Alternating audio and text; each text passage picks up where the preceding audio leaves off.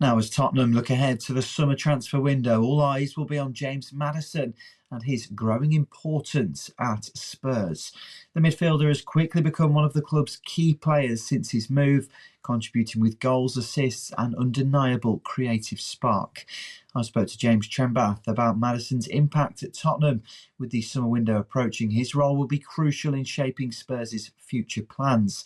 The club will be hoping to build around Maddison, and his ability to dictate play and influence matches has made him central to their attacking strategies. As Tottenham aim for a stronger push for European football in the future, keeping Maddison fit and firing will be vital. His importance cannot be overstated, and Spurs will be relying on him to lead a charge in what could be a crucial summer for the club. James, let's just look at James Maddison. I mean, obviously coming in 2 seasons ago, he was fantastic. It's definitely earned his move from that relegated Leicester side, and maybe confidence had knocked him with injuries, and obviously not being picked for the European Championships as well with England. That obviously took a big effect on him as well. You could tell. But when he's playing for Spurs, Spurs look at way more creative outfit going forward, and they look just overall a better side completely. What sort of impact has Maddison had, and how important is he in terms of the future and moving forward? And yeah, I still think James Maddison's a crucial cog in the wheel. You can see, as you've just said there, Spurs are no doubt a better side when Maddison's in it. The creativity, ran the game against Alkmaar, really, really, really, really stepped up. Goals and assists wise this year, I think it's 18 goal involvements, 11 goals, 7 assists. He is still the talisman. He gets a lot of stick, and I know he puts himself out there with the celebrations. He's quite flamboyant, and he has gone missing at times this season. There's no doubt his form's suffered, but again, he's been in and out of the team. He either starts games and doesn't finish, or he doesn't start and he comes on for the last 20 minutes. So his rhythm has been severely, hampered, I guess you'd say. Whether he's carrying an injury, I don't know. Whether I'm just trying to now just protect him for the Europa League. But he's now not got a game for 18 days. But he can't turn out Thursday, Sunday because he was on the bench against Fulham. And you can see we line up with a midfield of Benson, Kirby, Suma, and Gray. There's not a shred of creativity in there. So. He's a lock picker. He's still a quality player. Knows where the goal is. We need to be building the team around him because I still think he's got a heck of a lot to offer to Spurs. The numbers speak for themselves.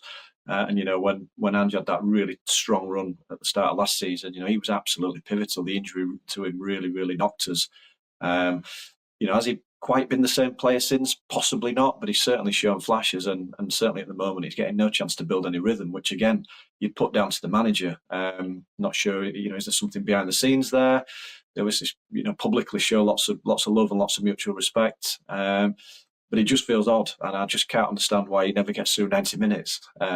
So again, question marks for me over Ange there, but certainly Maddison, he's got a big future at Spurs, and a little bit more quality around him, and a proper system as well, where you've not got the inverted fullback sat on top of him all the time. Give Maddison the space to operate, give him the keys to the pitch, because you see the damage that he can do. The way he drops the shoulder, his movement, his eye for a pass, terrific on the dead ball, and he knows where the goal is as well, as I say. So we need to be giving him all the freedom we can.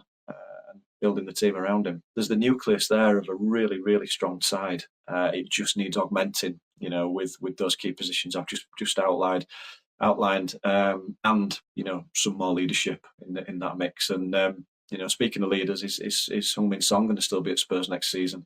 No, he's signed the contract extension, but do Spurs look to cash in now? Is it a form issue? Is it the fact that he's getting on a bit? He's played a lot of football.